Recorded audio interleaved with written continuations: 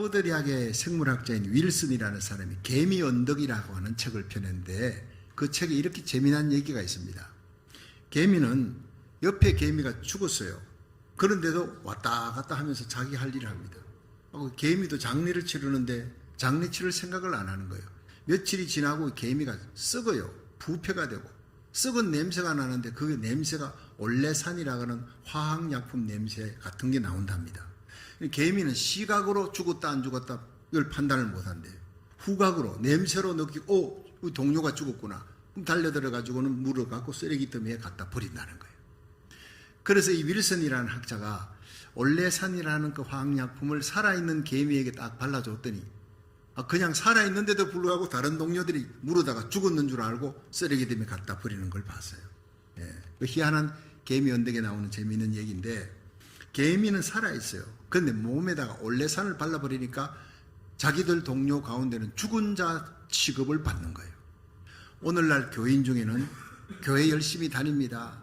교인이라 이름 받고 직분 받고 열심히 일하는데 하나님 볼 때 죽은 교인이 있습니다. 이 중요한 겁니다. 그 사람은 들림받지 못합니다. 구원받지 못합니다. 살아있는 신자, 생명력이 있는 신자 되기를 주의 이름으로 축원합니다. 그래서 이 사도 바울은 우리 성도들은 그리스도의 걸어다니는 편지다, 향기다 이렇게 얘기했어요. 어떤 신자에게는 사망의 냄새가 나고 어떤 신자에게는 생명의 냄새가 난다. 우리는 성령으로 거듭나면 생명의 냄새가 나야 되는 거예요. 요한계시록 3장 1절에 보면 사대 교회가 나옵니다. 이 사대 교회를 향해서 예수님 말씀하면 내가 네 행위를 아나니 너는 살았다 하는 이름을 가졌지만 죽은 자로다 그랬어요. 디모데전서 5장 6절에 보면 일락을 좋아하는 자는 살았으나 죽은 자로다. 일락이 아닙니다. 삼락이 아닙니다. 내가 좋아하는 것이 이것도 있고 저것도 있고 아니라 딱 하나만, 하나님만 좋아해. 다만 오직 그를 섬겨라. 그만 사랑하라 했는데 하나님 외에 다른 세상 것을 내가 몰래 하나만 좋아해요. 그건 죽은 자라는 거예요. 하나님 앞에 죽은 시체라는 거예요. 올레산 냄새가 나는 죽은 신자가 많다는 겁니다. 마지막 때. 여러분 그래서 노아 홍수 직전에 사람들이 다 죽은 자가 돼요. 영성이 죽어버렸어요. 살아있고 밥 먹고 일하지만 하나님 앞에는 죽은 자이기 때문에 하나님이 물로 썰어버리는 것입니다. 참 두려운 얘기입니다. 에스겔 골짜기에 마른 뼈들이 가득했습니다. 그런데 하나님께서 에스겔에게 대언하라. 사방에 바람이 불어라. 거룩한 성령의 바람이 불어봐라 하니까 그 말씀대로 성령의 바람이 불어 생기가 불어 죽은 자들이 뼈들이 다 살아나는 거예요. 거대한 군대가 되는 거예요. 오순절에 불같은 성령, 바람 같은 성령이 많아요. 푸뉴마입니다. 헬라어로.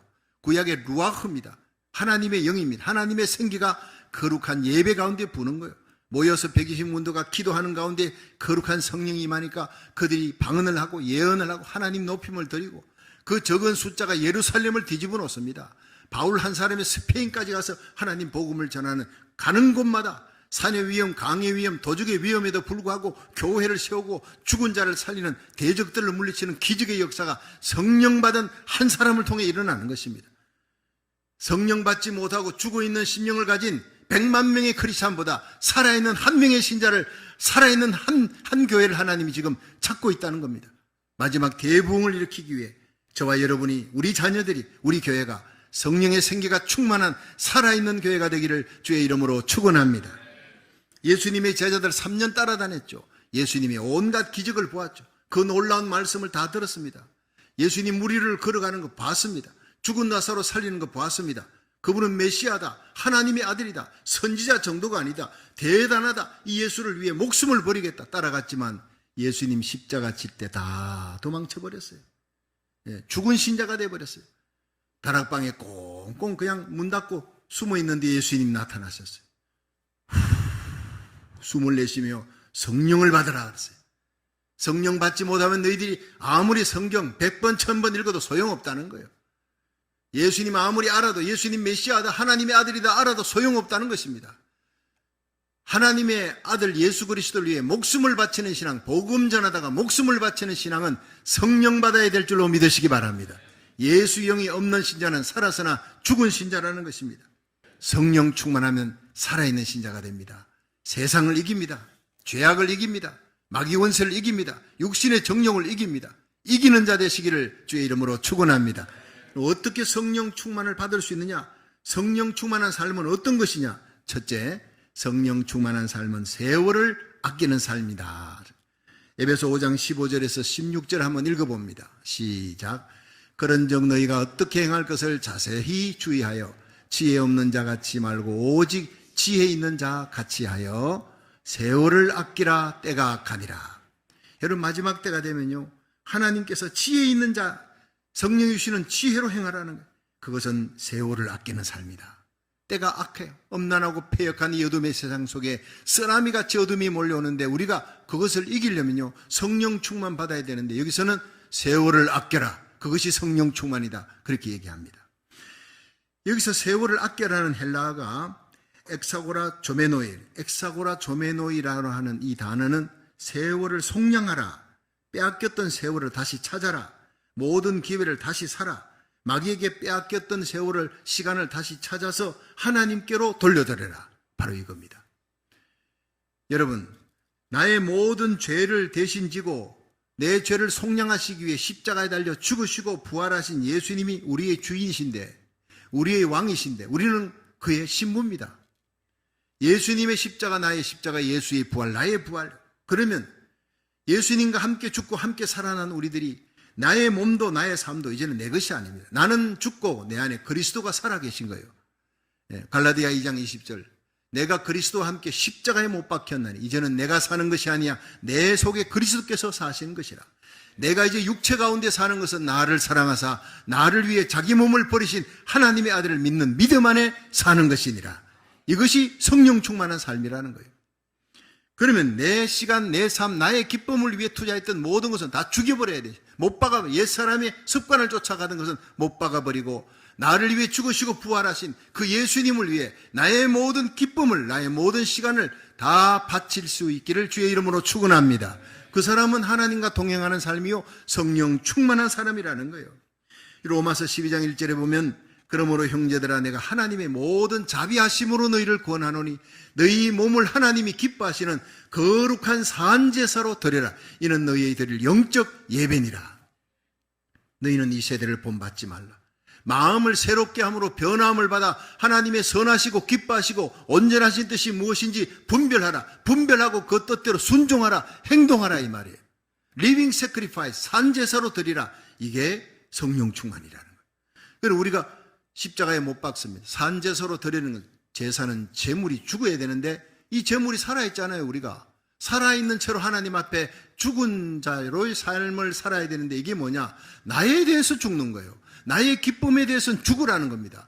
나의 기쁨에 대해서 십자가에 못 박아버리라는 겁니다. 하나님의 기쁨을 위해 살아나라는 겁니다. 하나님의 영광을 위해 살라는 겁니다. 그것이 십자가만 자랑하고 예수님만 자랑하고 하나님의 영광만을 위해 살아가는 그리스도인의 삶이다. 이렇게 얘기하고 있는 겁니다. 노아 홍수 심판 직전에 사람들이 다 영성이 죽었잖아요. 하나님이 그 육성만 살아서 세상 기쁨 쫓아가니까 이거 쓰레기들 썰어버려야 되겠다고 홍수 심판을 내린 거예요. 그 가운데 살아남은 사람이 누굽니까? 노아와 그의 7 식구입니다. 8명만 딱 살았어요. 그래서 성경은 하나님의 뜻을 분별하고 알고 경외함으로 방주를 예비하여 온 가족을 구원하는 구원의 의의 후사가 되었다. 그렇게 얘기합니다. 이게 깨어있는 삶, 이게 바로 파수꾼의 삶, 하나님과 동행하는 삶, 세월을 아끼는 삶이라는 거예요. 마태복음 24장에 보면 예수님 재림전에 사인이 있다고 그래요. 처처에 미혹하는 자들, 적그리스도 거짓 선자가 막 드러나는 거예요. 특히 계시록 8장 7절에 보면 첫째 천사가 나팔을 보니 피 섞인 우박과 불이 나서 땅에 쏟아지는데 땅 3분의 1이 불에 타버리는 거예요. 수목 3분의 1이 타버리는 거예요. 삼림이 태워지는 역사가 일어납니다. 그리고 각종 푸른 풀도 타서 사위더라. 이게 먼 미래에 일어날 일이 아닙니다. 지금 일어나고 있습니다. 호주에 어마어마한 산불이 6개월 동안 타고 있습니다. 그게 지금 캐나다에 산불이 일어났는데 430군데에서 산불이 일어나고 있습니다. 남한 면적의 40%가 지금 불타고 있는 거예요. 지금도 계속 타고 있는 겁니다. 절반 정도는 어떻게 해보겠지만 나머지는 손을 댈 수 없어요. 아무리 물 뿌리고 화학약품 써도 그냥 조족지혈입니다. 하늘만 바라볼 따름. 하늘에서 소나기가 그냥 이슬비가 아니라 폭우가 쏟아져야 꺼지는 겁니다. 여러분, 지구의 온도 변화 때문이래. 이것이 지구의 온도 변화가 일어나가지고 나무에서 스스로 불이 타는 거예요. 나무에 누가 불 붙이는 것도 아닌데 이게 지금 전 세계적인 재앙이 되고 있습니다. 통계에 의하면 이 미국과 캐나다가 동성결혼을 합법화하면서부터 최고의 선진국가가 동성결혼을 합법화하면서 다른 나라에 영향을 준 거예요. 하나님이 볼 때 진노할 만한, 심판받을 만한, 그것이 첫째가 바로 천재지변이 일어나는데 세계 곳곳에 특히 미국과 캐나다에 이 자연재해가 4배나 급등을, 동성결혼 합법화 이후에 4배나 급등했다 하는 그런 통계가 나와 있어요. 얼마나 무서운 일입니까? 해결책은 하나밖에 없습니다. 하늘문이 열리고 하나님이 은혜 주시고 치료해 주셔야 되는데 그러려면 회개밖에 없는 줄로 믿으시기 바랍니다. 그래서 우리가 나라 살리기를 첫 번째 하며 하나님 앞에 에스겔처럼 예레미야처럼 눈물로 중보기도 하며 상한 심령으로 하나님이여 이 땅을 용서하시고 이 땅이 범한 죄, 한국 땅이 범한 죄를 용서해 주시고 마지막 선교 사명을 감당하도록 회개의 바람이 불게 하여 주시옵소서 기도하는 것. 회개는 성령의 역사로만 일어나는 거예요. 예, 그렇습니다. 역대하 7장 14절에 보면 내 이름으로 일컫는 내 백성이 그 악한 길에서 떠나 스스로 겸비하고 겸손하게 무릎 꿇고 금식하고 하나님의 얼굴을 구하면 내가 하늘에서 듣고 그 죄를 사하고 그 땅을 고칠지라. 하나님께서 이 땅을 고치기 위해 먼저 우리에게 회개를 요구하는 거예요. 그것도 겸비한 회개. 하나님이 구하시는 제사는 상한 심령이라. 하나님이여 상하고 통회하는 마음을 주께서 멸시치 아니리. 상한 마음으로 예배드리고 눈물로 기도하며 중보기도 하는 한 사람을 통해 그 가정을 살리고 그 한 교회를 통해 한 민족을 살리는 역사가 성경의 역사였고 지금도 일어나는 하나님의 놀라운 축복의 역사예요. 상한 마음으로 하나님 앞에 나가며 눈물로 중보기도 드리시기를 주의 이름으로 축원합니다. 회개밖에 없는 거예요. 마태복음 24장 12절에 보면 불법이 성함으로 많은 사람의 사랑이 식어진다 그랬어요. 이 불법이 헬라어로 보면 아노미아는요 뜻을 보니까 너무나 놀랄 정도예요. 아노미아, 부도덕이라는 거예요. 엄난이라는 겁니다. 예, 부도덕과 엄난과 방종이다. 세계적인 부도덕이 일어나요. 그 부도덕을 합법화시켜요. 이것이 바로 동성결혼 합법화입니다. 세계적인 추세. 이미 2000년 전에 예수님은 다 예언해 놓았습니다. 지난 7월 1일이죠. 한국 서울에 24회 서울 퀴어 축제가 열렸는데 5만 명이 몰렸대요. 기가 막힌 일 아닙니까? 그 엄난의 축제, 한국 사람, 동방 예의 죽이기를 하는 한국 사람들이 5만 명이 모여서 그 엄난의 축제를 즐깁니다. 한낮의 기온이 섭씨 34도가 웃도는 더위에도 죄악의 문화로 범람하고 기가 막힌 일입니다. 그런데 이것을 몸으로 막기 위해 15만 명의 성도들이, 크리스찬들이 곳곳에서, 전국 곳곳에서 몰려왔어요. 서울로 몰려왔어요. 인간띠를 만들고 그들이 피켓을 들었는데 그 피켓을 내가 확대해 봤더니 포괄적 차별금지법을 반대한다, 평등법을 반대한다, 그 피켓을 들고 있어요. 눈물이 나더라고요. 우리가 나라 살리기를 첫 번째 새벽마다 부르짖는 거 아닙니까? 고국 땅에 차별금지법이 통과되지 말게 하여 주시고 거룩한 땅을 하나님이여 지켜주시옵소서. 이 청교도 신앙으로 세워진 미국 땅이 평등법을 끝까지 막아주셔서 거룩한 땅을 지켜주시옵소서. 그들이 피켓을 들고, 우리가 부르짖는 새벽의 기도를 그들이 피켓을 들고 나와서 몸으로 막고 있더라고요. 그리고 거룩한 방파제라는 글을 쓴 피켓을 들고 있습니다. 우리 모두가 거룩한 방파제가 되어 쓰나미같이 몰려오는 이 엄난을 우리 몸으로 막아야 내 후손들이, 내 자손들이, 우리 자녀들과 손자 손녀들이 이 거룩한 땅에서 살아갈 수 있다. 절박한 마음으로 그들은 나와서 인간띠를 이루고 마귀들과 싸울지라 죄악 벗은 형제의 찬송을 부르는 거예요.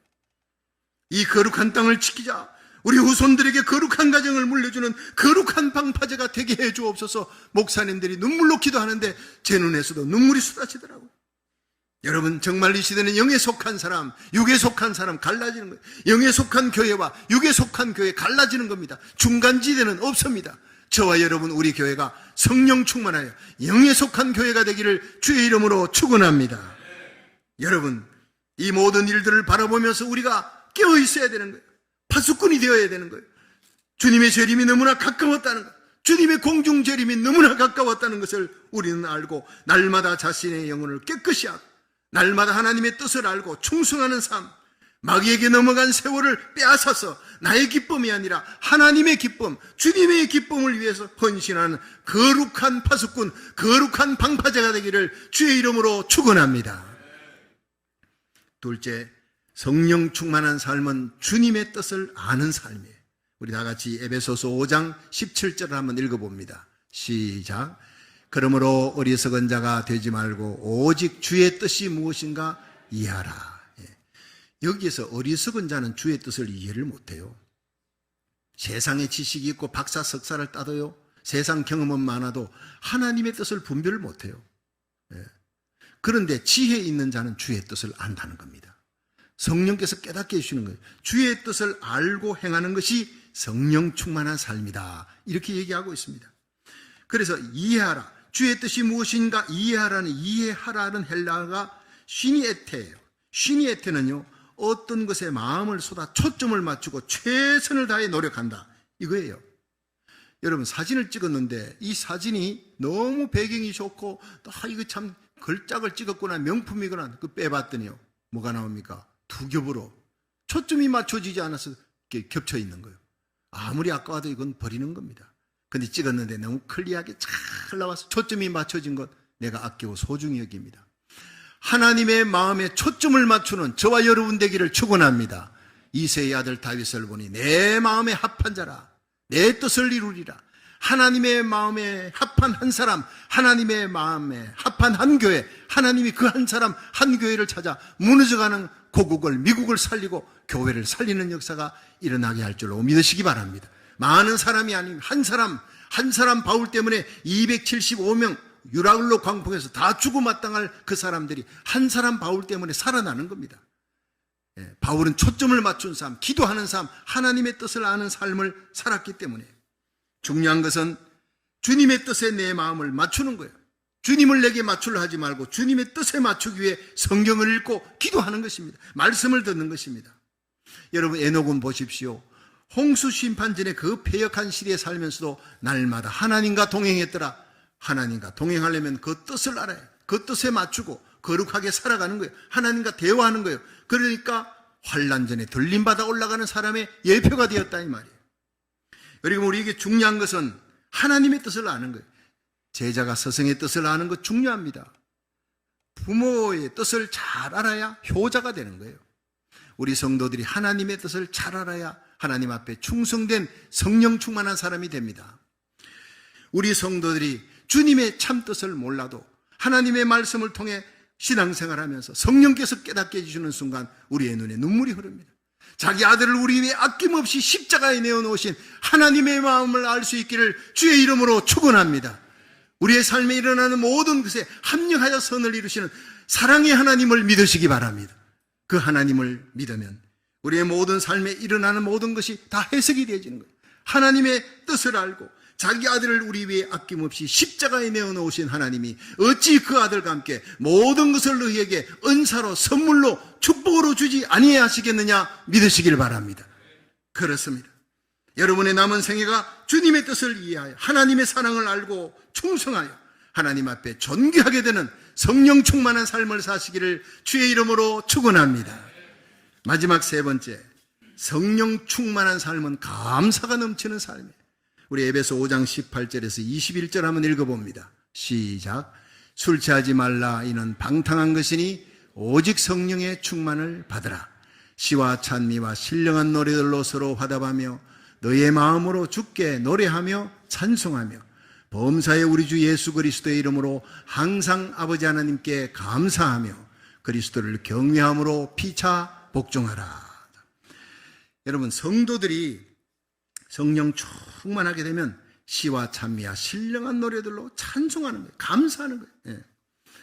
술 취한 사람들 보면 뭐가 나옵니까? 슬픈 마음이 가득해가 나오면 원망하고 세상 탓하고 하다가 술이 들어가면 그 다음부터는 막 오동추야 달에 밝아 오동동입니다. 자기를 잊어버리는 거예요. 노래가 나옵니다. 그래서 술 취하지 말라. 세상 술 취하면 이 세상에 저급한 노래 그런 거 나오지만 추한 모습이 보이지만 성령 충만 받으라. 시와 찬미와 신령한 노래들로 찬송하게 될 것이니라. 여러분, 찬송에도 가락으로 부르는 찬송이 아닌 십자가 사랑 부활의 예수님께 성령으로 찬양하시기를 주의 이름으로 축원합니다. 성령으로 기도하고 예수님 사랑을 안고 기도해 보세요. 하늘문이 열리는 역사가 일어나네. 기도 중에 최고의 기도가 뭐냐? 감사함으로 기도하라. 기도에 깨어있으라. 누가복음 21장. 감사에 깨어있으라. 골로새서 3장입니다. 감사에 깨어있는 저와 여러분이 되기를 주의 이름으로 축원합니다. 하나님의 은혜에 감사하는 삶, 십자가 은혜, 하나님의 사랑, 그 은혜를 깨닫는 순간 감사할 일이 없어도요, 십자가 사랑만으로 우리는 영원히 찬송할 수 있는 거예요. 천국 가면 영원히 부를 노래가 뭡니까? 십자가에 대한 찬양입니다. 하나님의 은혜에 감사하는 삶을 살 때 성령 충만해라. 그래, 성령 충만한 여러분 뜻을 이제 아시겠죠? 감사. 성령 충만의 열매는 감사인데, 감사라는 단어가 헬라어로 유카리스테스예요. 유카리스테스가, 카리스가 중간에 쏙 들어가잖아요. 그 카리스가 빼버리면 유카리스테스가 안 돼요. 감사는 은혜가 회복될 때, 은혜의식이 회복될 때 감사가 회복된다. 이 감사를 붙인 노래가 뭡니까? 가사에 감사를 붙이고 노래를 부르면 그게 찬송이 되는 거예요. 연합 찬송이 되는 거예요. 카리스, 은혜가 회복돼야 된다. 은혜 중에 최고의 은혜가 뭡니까? 우리를 위해 십자가 지신 예수님 바라보는 거예요. 여러분, 로마서 8장 28절에 보면 하나님의 절대 주권을 생각하면 우리는 감사가 우러난다. 여러분, 우리를 위해 십자가에 달려 죽으시고 부활하신 예수님이 하나님 우편에 계시고 지금도 우리 인생을, 저와 여러분의 인생, 우리 교회를 다스리고 계신 줄로 믿으시기 바랍니다. 이게 하나님의 절대 주권이에요. 이 사람은 내게 참 필요한 사람, 이 사람은 내 인생에 없어져야 될 사람, 정말 나를 힘들게 하는 사람이구나 싶어도 하나님 보실 때 여러분 둘 다 내게 보내주신 천사입니다. 한 사람은 나를 격려해 주기 위한, 한 사람은 나에게 가시 같은 존, 내 인생에 억울함을 주고 내 인생을 주저앉게 만든 그 사람 때문에 결국 내가 영광의 자리에 올라가고 미성숙한 자가 성숙한 자가 되도록 연단해서 하나님 앞에 바로 서게 하려고 하나님이 그 천사를, 나를 힘들게 하는 가시 같은 천사를 보내주었다는 거예요. 요셉을 보십시오. 요셉의 일생에 그 형들 10명 죽이고 싶은 사람 아닙니까? 자기를 물 없는 구덩이에 빠뜨리고 꿈쟁이라 해서 죽여버리려고 했는데, 이스마엘 장사꾼에게 팔았는데 나중에 요셉이 형들에게 뭐라 그럽니까? 애굽의 총리가 되었을 때 먹고 살려고 곡물 가지러 왔던 형들에게 자기 정체를 드러냅니다. 형님들 납니다. 당신이 죽이려고 했던, 애굽에 팔았던 당신의 동생 요셉입니다. 다들 기가 막혔을 거예요. 이제는 우린 다 죽었다 그랬을 거예요. 그때 요셉의 입에서 뭐가 나옵니까? 형님들 두려워하지 마십시오. 나를 팔았기 때문에 걱정하지 마십시오. 앞으로 5년 동안 환란이 있습니다. 곡식을 기경도 못합니다. 다 굶어 죽게 생겼습니다. 이 때를 위해 하나님이 나를 당신들 앞에 보낸 것입니다. 당신들의 손길 통해 애굽에 팔게 하신 분, 그분이 바로 하나님이십니다. 이 고백이 나오기까지 요셉은 기나긴 세월을 연단받았습니다.